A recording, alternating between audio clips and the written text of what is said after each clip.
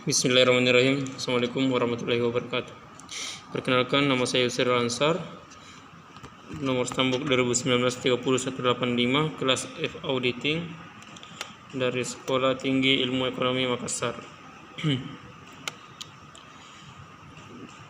Pada video kali ini saya akan memaparkan sebuah materi, di mana materi itu dari makalah kasus audit PT Garuda Indonesia. Jadi langsung saja kita ke rumusan masalahnya yang akan dibahas. Yang pertama itu lokasi kronologi skandal keuangan PT Garuda Indonesia. Kronologi polemik laporan keuangan Garuda Indonesia. Jadi ada beberapa kasus, yaitu pertama 1 April 2019 Garuda Indonesia dilaporkan kinerja keuangan tahun buku 2018 untuk Bursa Efek Indonesia. Yang kedua 24 April 2019 Persero mengadakan rapat umum mengesahkan tahun RUPST di Jakarta. Salah satu mata jadwal acara rapat adalah setuju laporan keuangan tahun buku 2018. Dalam rapat itu, doa Komisaris Garuda Indonesia Khairul Tanjung dan Doni Oskaria sebagai karyawan dari PT Trans Saluran Udara menyampaikan keberatan mereka melalui surat keberatan dalam RUPST. Yang ketiga 25 April 2019 Pasar merespon kisru laporan keuangan Garuda Indonesia sehari usai kabar pasti laporan keuangan oleh Komisaris Besar saham perusahaan dengan kode GIAA itu dan tajam 4,4% pada penutupan perdagangan sesi pertama. Dan selanjutnya 26 April 2019 Komisi 4 Dewan Perwakilan Rakyat DPR menyatakan bakal memanggil manajemen perseroan. Sebelum memanggil, DPR akan membahas kasus tersebut dalam rapat internal. Dan yang terakhir 30 April 2019 BI telah bertemu dengan manajemen Garuda Indonesia dan kantor akuntan umum KAP tahun Rata Sutanto, Fahmi Bambang dan rekan sebagai auditor laporan keuangan perusahaan. Ini tadi beberapa kronologi polemik laporan keuangan Garuda Indonesia. Jadi kita lanjut rumusan masalah yang kedua. Apa pelanggaran yang dilakukan PT Garuda Indonesia? Langsung saja kita pembahasannya. Pelanggaran yang dilakukan PT Garuda Indonesia. Otoritas Jasa Keuangan atau OJK telah memutuskan bahwa PT Garuda Indonesia Persero telah melakukan kesalahan terkait kasus pengajuan laporan keuangan tahun per 31 Desember 2018. Pihak OJK yang diwakili oleh Wakil Komisioner Hubungan Masyarakat dan Manajemen Strategi Anto Prabowo mengungkapkan bahwa Garuda telah terbukti melanggar. Ada beberapa pelanggaran yang dilakukan, yaitu 1. Pasal 63 Undang-Undang Nomor 8 Tahun 1995 tentang Pasar Modal atau UU-PM.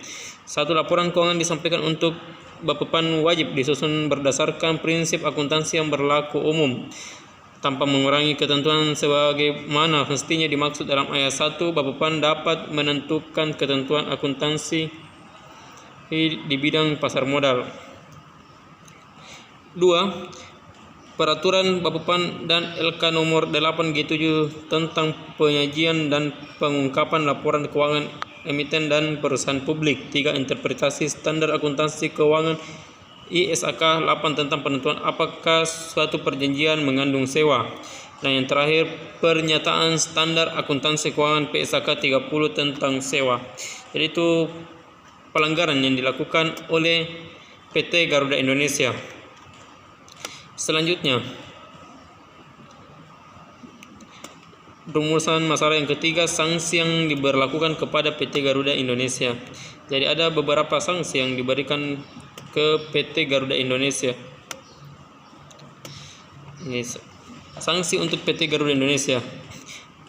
Dalam Komisioner Pengawas Pasar Modal 2, Fahti Hilmi mengatakan setelah berkoordinasi dengan Kementerian Keuangan Republik Indonesia, Pusat Pembinaan Profesi Keuangan PT Bursa Efek Indonesia dan pihak terkait lainnya, OJK memutuskan memberikan sejumlah sanksi, yaitu 1. Memberikan perintah tertulis kepada Garuda Indonesia untuk memperbaiki dan menyajikan kembali LKT PT Garuda Indonesia per 31 Desember 2018 serta melakukan paparan publik atas perbaikan dan penyajian kembali LKT per 31 Desember 2018 dimaksud paling lambat 14 hari setelah ditetapkan surat sanksi atau pelanggaran pasal 69 Undang-Undang Nomor 8 Tahun 1995 tentang pasar modal, UU PM, Peraturan Bappepan dan LK Nomor 8G7 tentang penyajian dan pengungkapan laporan keuangan emiten dan perusahaan publik. Interpretasi standar akuntansi keuangan ISAK 8 tentang perusahaan apakah suatu perjanjian mengandung sewa, dan pernyataan standar akuntansi keuangan PSAK 30 tentang sewa.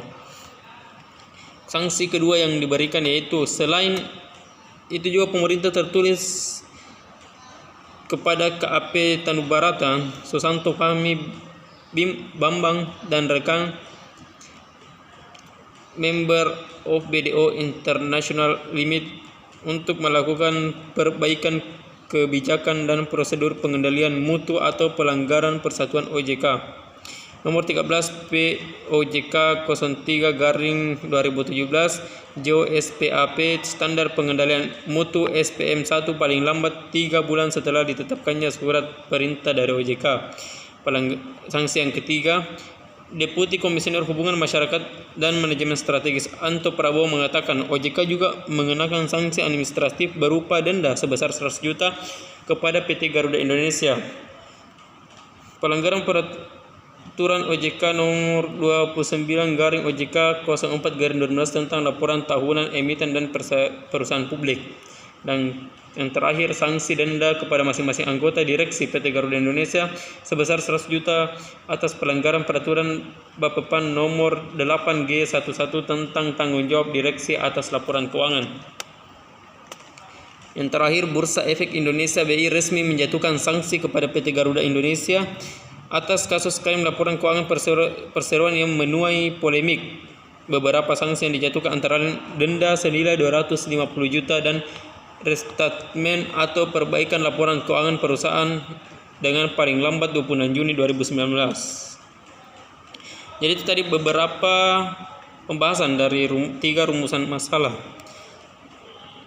Selanjutnya, kesimpulan yang bisa ditarik dari makalah ini adalah kinerja keuangan Garuda Indonesia menuai polemik karena adanya pencatatan transaksi kerja sama penyediaan layanan konektivitas atau WiFi dalam penerbangan dengan PT Mahata Metro Teknologi dalam pos pendapatan yang seharusnya masih menjadi piutang. Dalam kasus ini, PT Garuda Indonesia telah melanggar pasal 69 Undang-Undang Nomor 8 Tahun 1995 tentang pasar modal atau UU PM, Peraturan Bappepan dan KL Nomor 8G7 tentang penyajian dan pengungkapan laporan keuangan emiten dan perusahaan publik, interpretasi standar akuntansi keuangan 8 tentang penentuan apakah suatu perjanjian mengandung sewa, dan pernyataan standar akuntansi keuangan PSAK 30 tentang sewa dan diberi sanksi sesuai dengan undang-undang yang dilanggar. Jadi tadi beberapa pembahasan dari makalah kasus audit PT Garuda Indonesia.